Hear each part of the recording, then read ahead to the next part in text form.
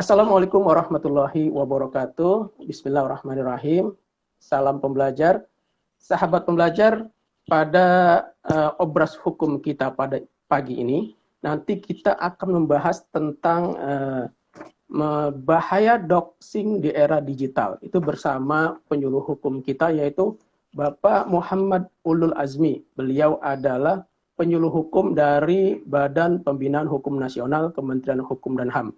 Jadi kepada sahabat pembelajar yang nanti mungkin ingin bertanya terkait dengan bahaya doxing ini, silakan nanti di kolom chat bisa dituliskan, nanti bisa kita tanyakan langsung kepada narasumber kita pada pagi ini. Baik, sahabat pembelajar, kami informasikan juga bahwa obras hukum kita ini terlaksana atas kerjasama BPSDM Hukum dan HAM dengan Badan Pembinaan Hukum Nasional selaku pembina Jabatan Fungsional Penyuluh Hukum.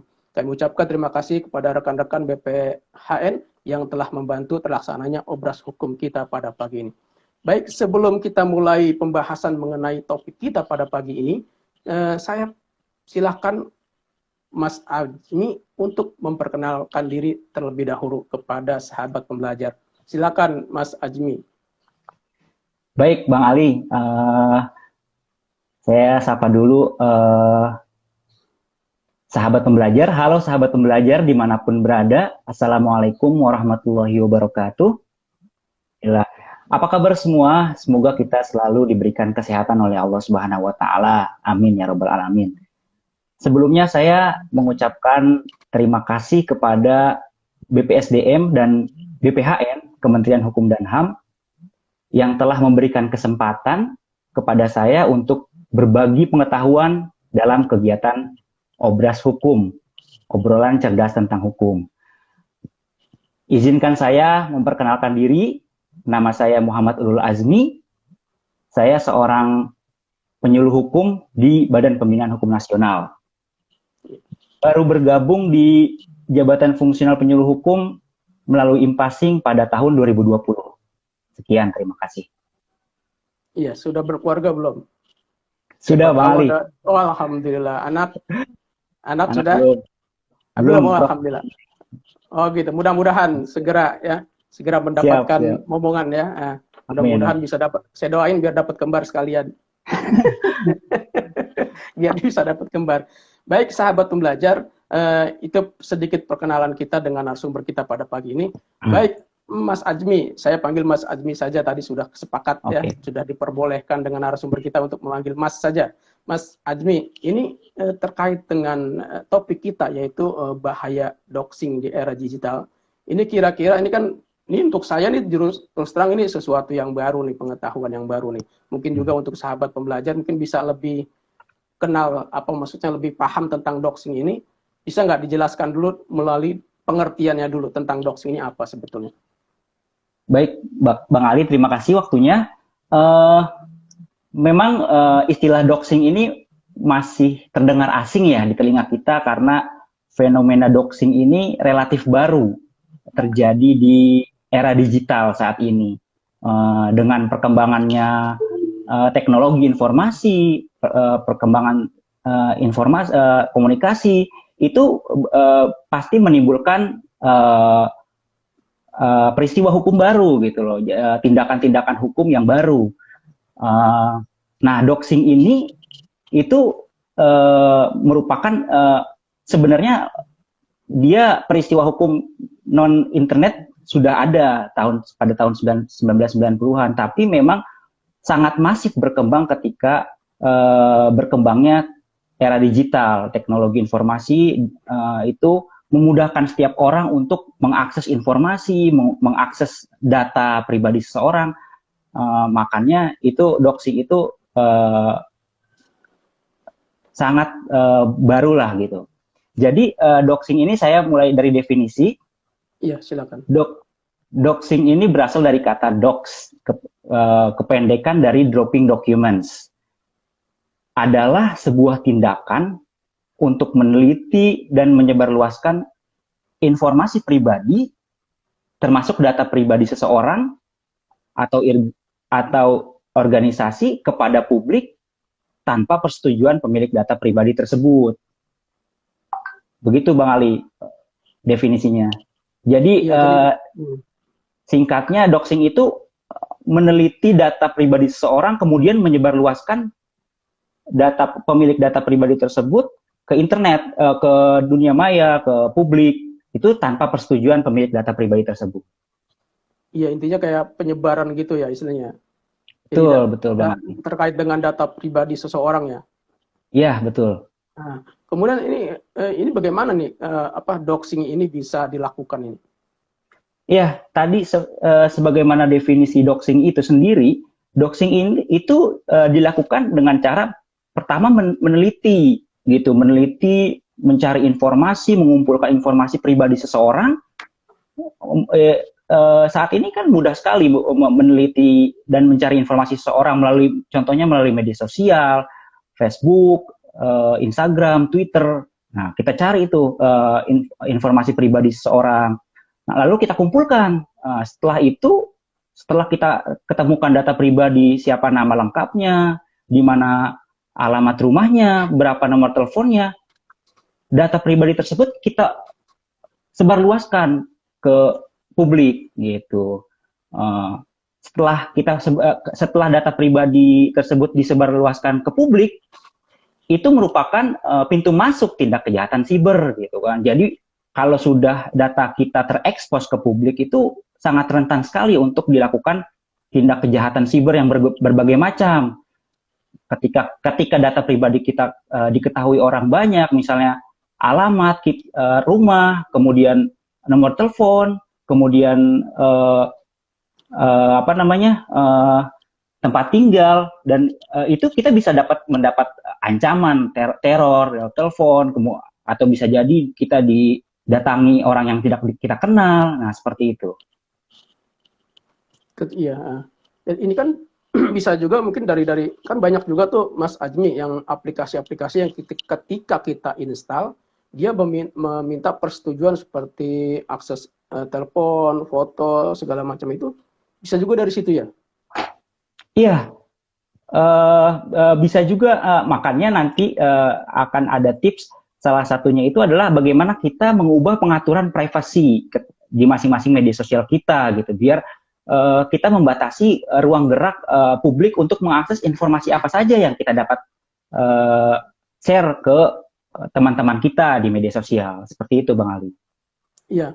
Kemudian ketika data pribadi kita mungkin ya yang lengkap misalnya gitu, data kita, pribadi kita itu disebarkan, ini dampaknya seperti apa nih? Ya itu tadi Bang Ali, dampaknya itu memang banyak sekali.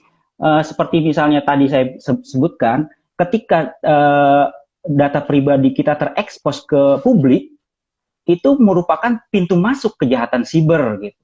Kita tidak bisa mengetahui setiap niatan orang bermain internet, gitu kan. Jadi ketika data kita terekspos ke publik, itu ada saja yang mungkin punya niatan jahat kepada kita. Misalnya contoh bisa tadi ketika mengetahui alamat rumah kita, mengetahui nomor telepon kita, itu bisa dengan mudahnya melakukan penipuan online, kemudian mungkin cyberbullying gitu kan, lewat dunia maya mungkin nge-DM IG kita gitu dan lain sebagainya. Itu dampaknya ya, banyak lebih dari itu mungkin bisa ya. Intinya bisa merugikan kita ya, yang data kita yang disebarkan itu ya. Kemudian terkait dengan jenisnya nih, kita kan mungkin kalau misalkan mohon maaf di Facebook atau di media sosial itu kan mungkin kita datanya kalau misalkan kita istilahnya tidak lengkap lah kasarnya, mungkin hanya nama saja, dan nama itu juga bisa dikarang-karang, mungkin bukan aslinya ya. Kalau di media seperti itu ada yang bisa dimasukkan namanya berbeda, fotonya berbeda. Nah, ini contoh kasus doxing ini apa aja nih kalau di Indonesia nih, yang contoh yang memang sudah terjadi? Betul. Kasusnya. Jadi tadi jenisnya dulu Bang Ali, doxing itu dibagi menjadi 3 jenis doxing.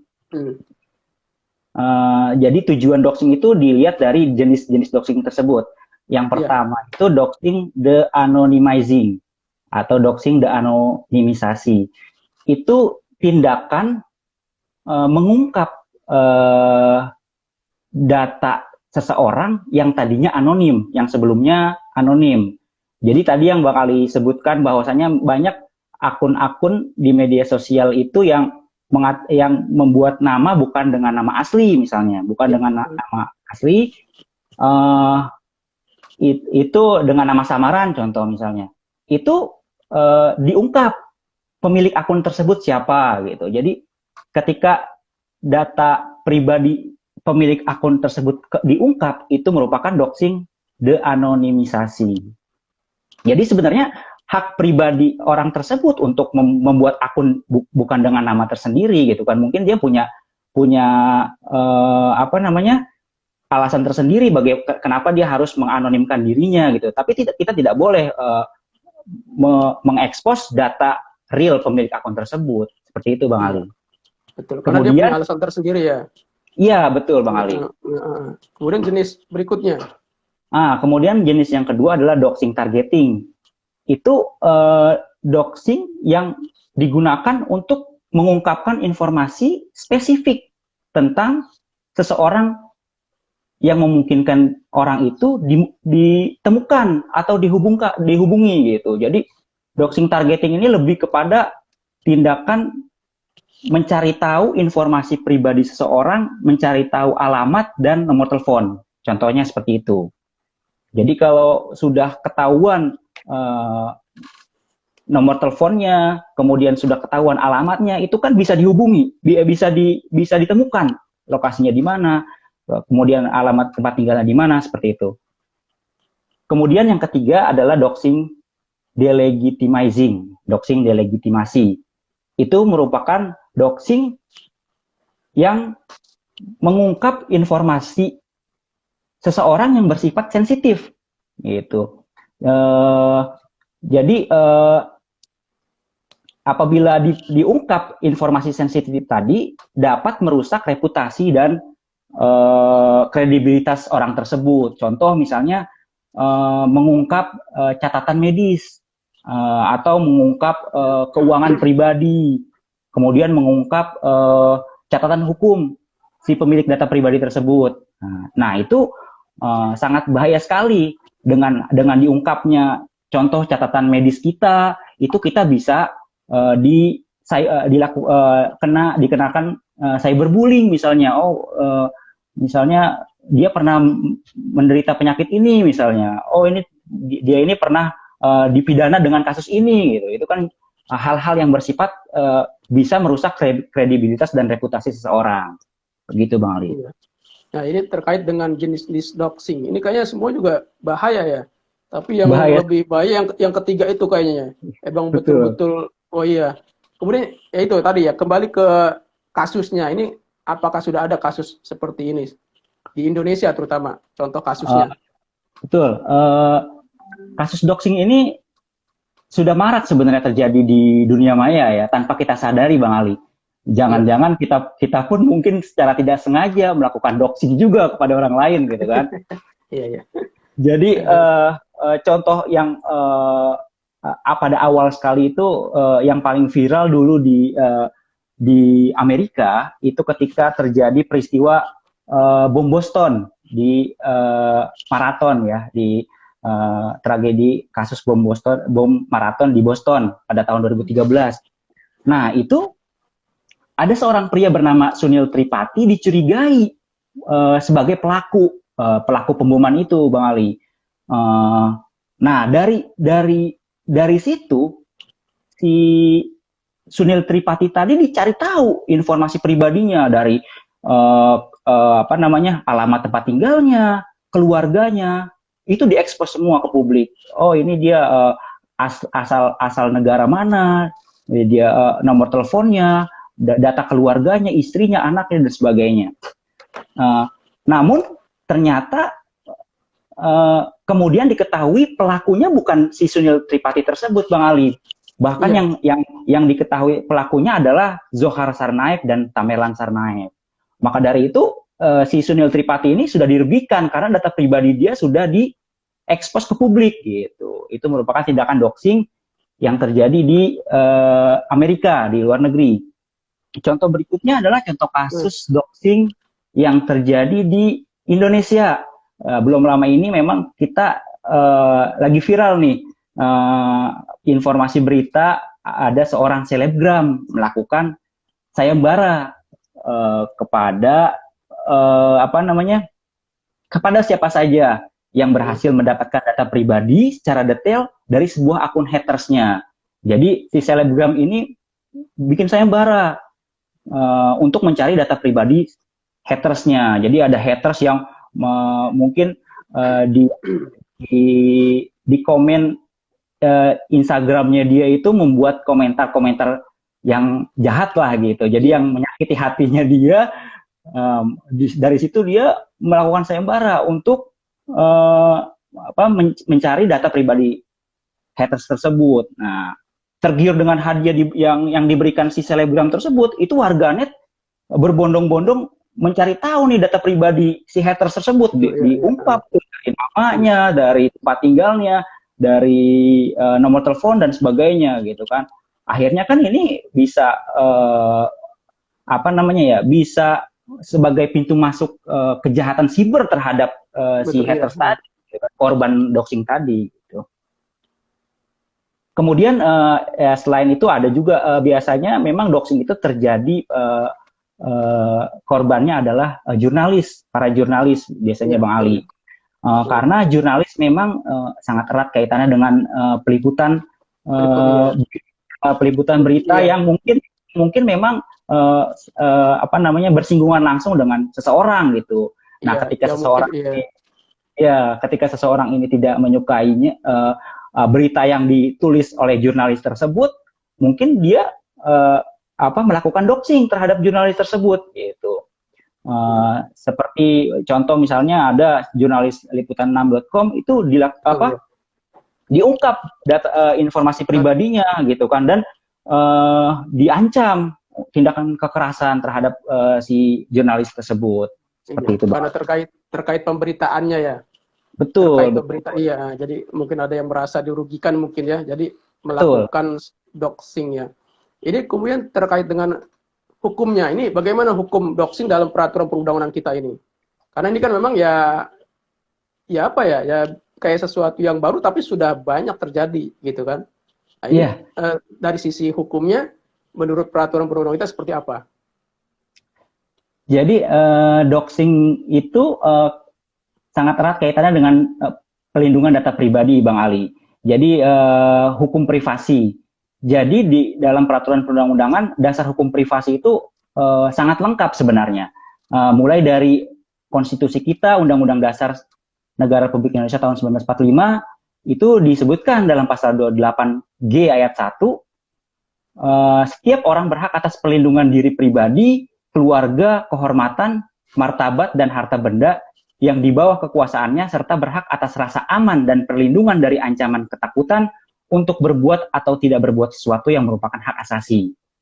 Kemudian dalam Undang-Undang Nomor 39 Tahun 99 tentang hak asasi manusia, dalam pasal 21 juga disebutkan setiap orang berhak atas keutuhan pribadi, baik rohani maupun jasmani, dan karena itu tidak boleh menjadi objek penelitian tanpa persetujuan darinya.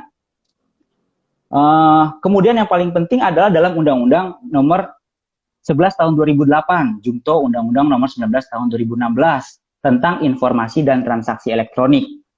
Dalam pasal 26 ayat 1 disebutkan bahwa kecuali ditentukan lain oleh peraturan perundang-undangan, penggunaan setiap informasi melalui media elektronik yang menyangkut data pribadi seseorang harus dilakukan atas persetujuan orang yang bersangkutan. Dalam penjelasannya disebutkan bahwa pemanfaatan teknologi informasi, perlindungan data pribadi merupakan salah satu bagian dari hak pribadi, privacy right. Hak pribadi mengandung pengertian sebagai berikut. A. Hak pribadi merupakan hak untuk menikmati kehidupan pribadi dan bebas dari segala macam gangguan. Hak pribadi merupakan hak untuk dapat berkomunikasi dengan orang lain tanpa tindakan memata-matai. C. Hak pribadi merupakan hak untuk mengawasi akses informasi tentang kehidupan pribadi dan data seseorang. Seperti itu Bang Ali dasar hukumnya. Jadi memang di hukum nasional kita ini terkait pelindungan data pribadi ini memang sudah diatur sebenarnya, tapi memang masih bersebaran di setiap undang-undang seperti itu, Bang Ali. Iya. Kemudian kalau yang paling penting ini ancamannya, ini ya, ancaman Iya, pidananya nih, ada nggak nih untuk pelaku doxing ini? betul. Ini karena bahaya sekali ya tindakan doxing ini. Tentunya ada ancaman pidana bagi pelaku doxing ini, gitu kan.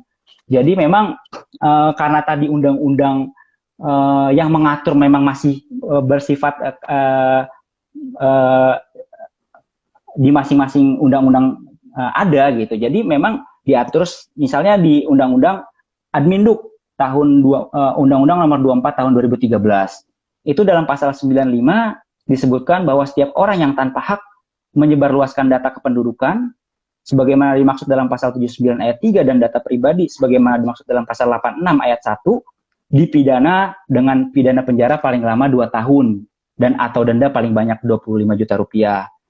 Kemudian di Undang-Undang ITE nomor 16 tahun 2019 tentang ITE dalam pasal 45 disebutkan bahwa setiap orang yang dengan sengaja dan tanpa hak mendistribusikan dan atau mentransmisikan atau membuat dapat diaksesnya informasi elektronik yang memuat penghinaan atau pencemaran nama baik sebagaimana dimaksud dalam pasal 27 dipidana dengan pidana penjara paling lama 4 tahun dan denda paling banyak 750 juta rupiah. Jadi ancaman pidananya tergantung Akibat hukumnya kali ya. ya tergantung Kan dengan penggunaan datanya ya. betul. Tergantung misalnya jenis doxing yang dilakukan seperti apa itu Iya. sangat tergantung dengan itu ancaman pidananya. Iya. Artinya diatur di Undang-Undang ITE ya. Ya, Seperti ya, ada di situ ya. ada Undang-Undang di ITE undang-undang jadi ITE. ITE yang tadi disebutkan Mas Ajmi ya. Sama Betul. undang-undang apa tadi kependudukan ya tadi. Ada Undang-Undang Administrasi Kependudukan nomor Iya. 24 tahun 2013. Nah, ini yang terkait dengan sanksi bagi pelaku doxing ya. Ini kan Ya. tentu kalau kita ambil kayak intinya bahwa pengguna doxing ini kan digunakan untuk sesuatu yang mungkin merugikan orang lain gitu tanpa izinnya, itu yang paling penting ya. Tapi kalau seperti tadi, kasus seperti tadi itu ada seleb yang memberikan hadiah yang bisa mencari data pribadi seseorang itu, haternya itu termasuk doxing nggak? Itu memang masih menjadi betul, masih menjadi perdebatan apakah si selebgram tersebut melakukan doxing. Tapi yang dilakukan warganet akhirnya itu memberikan informasi kepada si selebgram tersebut merupakan doxing gitu. Jadi mengundang orang untuk melakukan doxing gitu. Sebenarnya seperti itu. Iya, kalau misalkan terkait dengan ini, bagaimana cara kita melindungi gitu data-data kita itu? Cara kita melindunginya dari mungkin pelaku-pelaku doxing lah istilahnya seperti itu. Oke. Untuk melindungi diri kita dari doxing itu tadi memang kita dalam pemanfaatan teknologi informasi seperti media sosial itu memang kita harus berhati-hati Bang Ali. Jadi ada istilah ungkapan sekarang itu bukan cuma mulutmu harimaumu tapi jarimu harimaumu juga gitu. Atau ada ungkapan think before click gitu. Jadi sebelum kita mengekspos, memposting sesuatu, kita harus berhati-hati gitu. Jadi tips yang pertama bagaimana cara melindungi diri kita dari tindakan doxing, tadi dalam bermedia sosial hendaknya kita jangan berlebih-lebihan Bang Ali. Kita nggak perlu memposting sesuatu yang merupakan data pribadi kita. Seperti misalnya memposting KTP, memposting SIM kita foto SIM kita, kemudian paspor, kemudian tiket, alamat rumah dan sebagainya. Itu berpotensi dilakukan tindakan doxing oleh orang lain. kemudian yang kedua, setelah kita berhati-hati dalam menyebarluaskan data pribadi kita di media sosial, kedua kita sebaiknya mengubah pengaturan privacy di akun-akun media sosial kita. Contohnya misalnya Facebook, Instagram, Twitter, itu kita lakukan gembok gitu, ibaratnya gembok akun kita gitu. Jadi nggak semua orang yang tidak kita kenal dapat mengakses dan melihat informasi akun kita gitu, Bang Ali. Kemudian ya, jadi seperti itu. Jadi kemudian kita seleksi pertemanan. Ketika ada permintaan pertemanan di media sosial, itu kita bisa seleksi. Misalnya ada permintaan pertemanan dari seseorang yang tidak kita kenal gitu, kita bisa kita abaikan gitu, kita tidak terima gitu kan. Nah, dari situ kita bisa meminimalisir tindakan doxing dari orang yang tidak kita kenal dari media sosial kita. Kemudian yang terakhir itu adalah kita berkomentar secara etis di media sosial. Jadi untuk tidak memicu perilaku doxing dari pihak lain, kita hendaknya berkomentar atau bermedia sosial secara etis. Biasanya kalau kita berkomentar yang tidak etis, berkomentar yang menyinggung perasaan orang lain, itu kita pasti dicari identitas kita gitu, Bang Ali. Jadi kadang-kadang orang pengen tahu nih, ini siapa sih gitu yang berkomentar seperti ini gitu. Ya itu tipsnya, Bang Ali. Itu tipsnya, iya. Itu sahabat pembelajar, tips dari Mas Ajmi terkait dengan upaya pencegahan menjadi korban doxing dari para pelaku yang tidak bertanggung jawab. Kemudian ini apa yang mungkin yang harus kita lakukan ketika menjadi korban doxing ini? Nah, ketika kita sudah terlanjur jadi korban doxing nih, Bang Ali, memang ada langkah-langkah yang bisa kita lakukan ketika kita jadi korban doxing. Contohnya kita misalnya data-data pribadi kita terekspos di salah satu media sosial. Itu kita segera melaporkan postingan yang mengandung doxing kita itu tadi ke platform tersebut. Contoh misalnya di Instagram, tiba-tiba ada yang memposting data pribadi kita gitu, foto kita, alamat kita, nomor telepon kita, itu kita bisa laporkan akun tersebut, kita report gitu. Jadi ada fitur di Instagram itu aduan atau report. Jadi setiap masing-masing platform itu tersedia fitur aduan atau report. Selain itu kita bisa melapor ke polisi.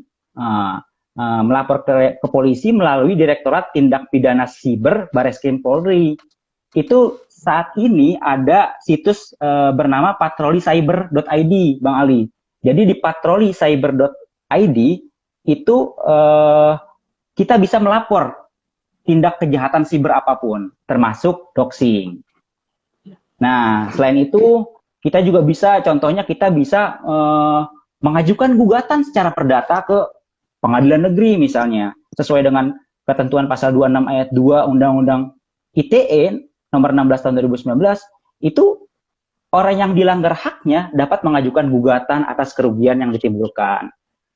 Nah, seperti itu, Bang Ali. Selain itu, korban bisa mencari dukungan pada lembaga masyarakat sipil yang peduli pada isu ini, misalnya SafeNet gitu. Jadi bisa dilaporkan ke SafeNet. Itu di SafeNet, juga dia ada fitur laporkan terkait kejahatan siber. Seperti itu, Bang Ali. Oke.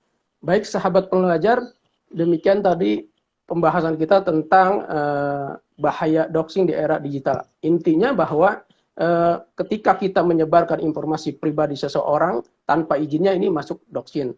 Tapi Mas Azmi, terkait dengan aplikasi-aplikasi yang seperti tadi saya sampaikan juga, ini kan ada persetujuan dari kita seperti ini, pinjaman online. Ini kan dia meminta data pribadi kita kan, semua akses yang ada di telepon kita itu masuk, bisa disedot kasarnya gitu ya.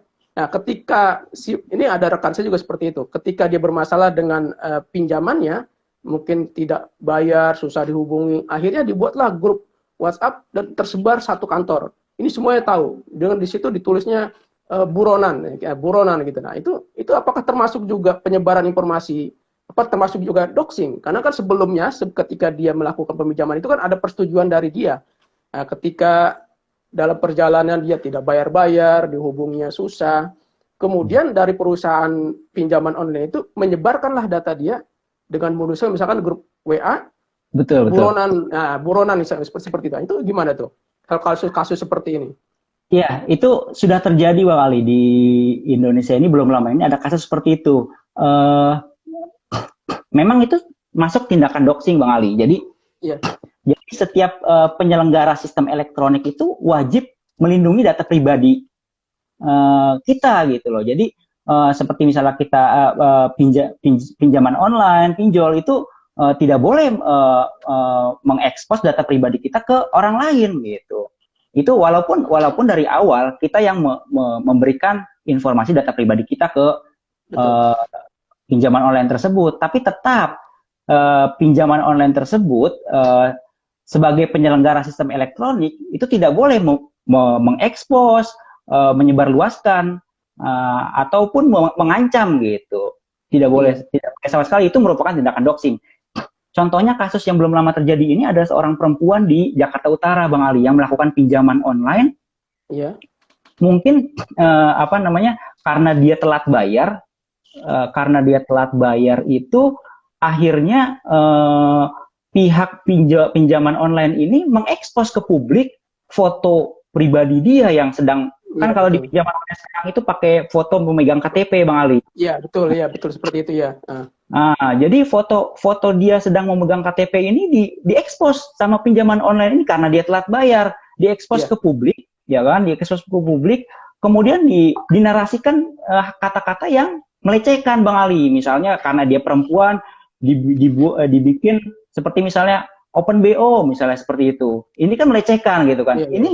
Ini jelas-jelas merupakan tindak kejahatan doxing Bang Ali seperti itu. Iya, karena tanpa sepersetujuan yang bersangkutan ya. Walaupun memang di awal itu ada persetujuan dari ini terkait dengan peminjaman online-nya. Tapi ketika perusahaan pinjolnya menyebarkan data pribadinya ke teman-temannya sekantor, ini menjadi doxing ya. Seperti itu ya.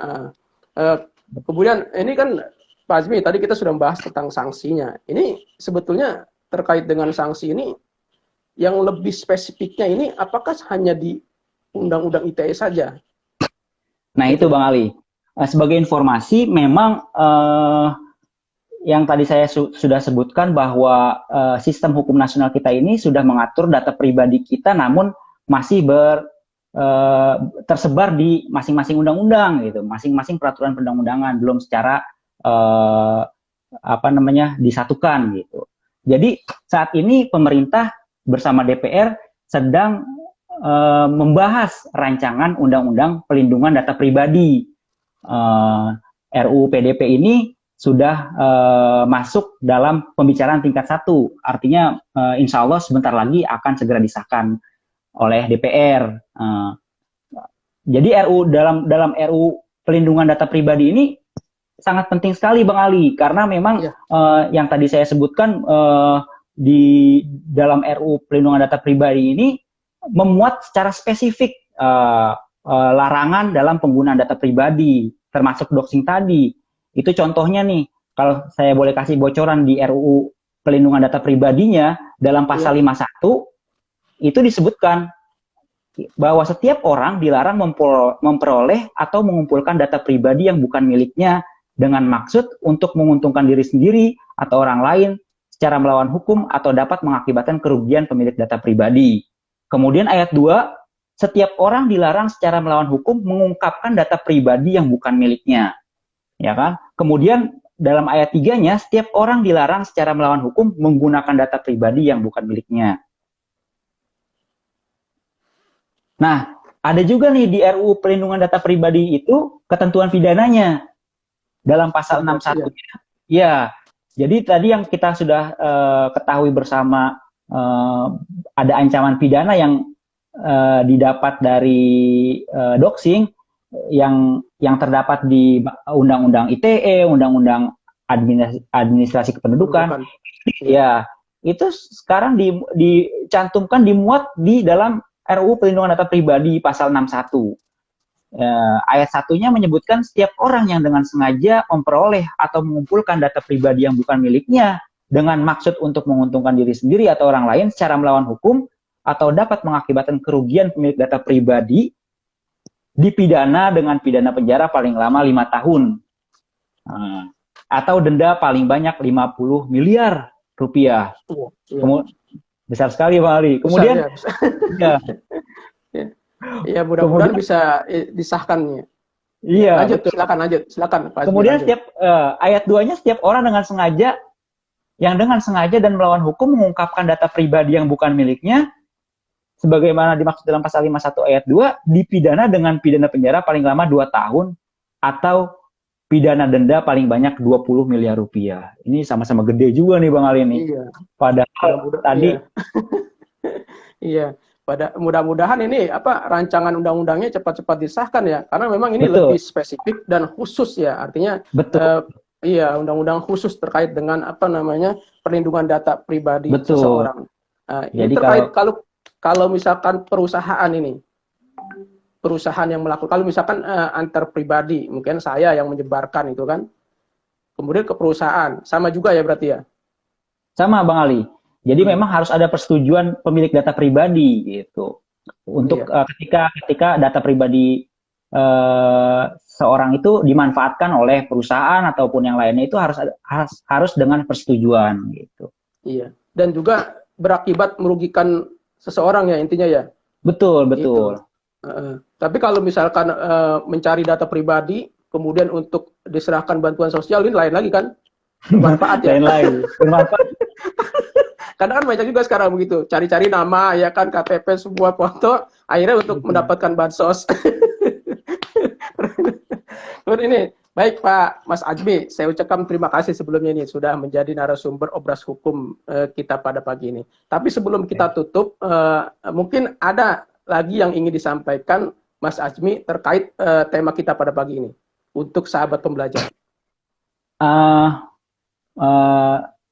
Mungkin dari ungkapan yang tadi saya sudah sampaikan bahwasanya kita harus cermat dan cerdas dalam bermedia sosial, dalam memanfaatkan teknologi informasi di era yang era digital ini gitu, era yang sangat berkembang secara cepat gitu. Jadi data-data pribadi kita hendaknya dijaga sebaik mungkin gitu. Jadi nilai data pribadi itu saat ini nilainya cukup tinggi Bang Ali. Jadi bukan cuma harta yang cukup tinggi nilainya saat ini, tapi data pribadi juga sangat tinggi nilainya.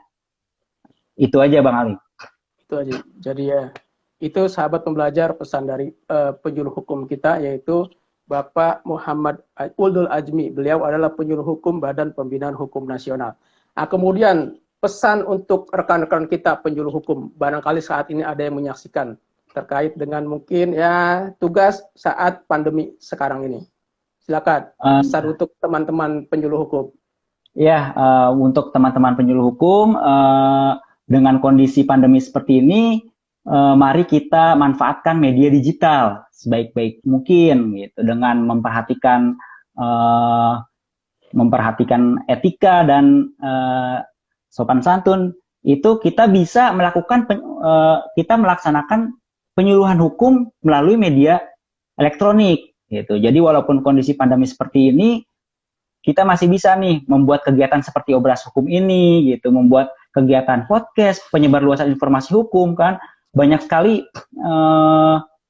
aturan-aturan, bahkan mungkin fenomena hukum yang terjadi saat ini yang belum bisa tersampaikan secara baik gitu. Jadi kita manfaatkanlah media sosial, media informasi, teknologi informasi sebaik-baik mungkin untuk melakukan penyebarluasan informasi hukum kepada masyarakat agar tercipta budaya hukum di masyarakat. Seperti itu Bang Ali. Ya, cukup atau ada lagi? Cukup ya, Bang Ali. Baik, baik sahabat pembelajar, mudah-mudahan Obras Hukum kita pada pagi ini bermanfaat untuk kita semua, dan saya ucapkan kepada narasumber kita pada pagi ini, Bapak Muhammad Ulul Ajmi yang telah berkenan menjadi narasumber pada obras hukum kita pada pagi ini. Dan juga saya ucapkan kepada rekan-rekan BPHN, Kementerian Hukum dan HAM yang telah membantu terlaksananya kegiatan obras hukum kita. Baik, Mas Azmi, mungkin waktu juga yang membatasi kita, dan mungkin saya rasa cukup karena semuanya sudah dibahas lengkap, tinggal kita kita sebar lagi nanti melalui channel YouTube BPSDM setelah kita lakukan editing. Baik, mungkin itu saja yang saya sampaikan. Sahabat pelajar, terima kasih yang sudah bergabung dari awal hingga akhir, karena bergabungnya sahabat pelajar merupakan motivasi kami untuk senantiasa selalu melakukan penyuluhan hukum, salah satunya melalui obras hukum kita pagi ini. Baik, terima kasih. Saya tutup dengan salam. Wassalamualaikum warahmatullahi wabarakatuh. Salam pembelajar. Terima kasih Bang Ali. Sama-sama. Assalamualaikum. Saya undur diri. Waalaikumsalam warahmatullahi wabarakatuh. Waalaikumsalam.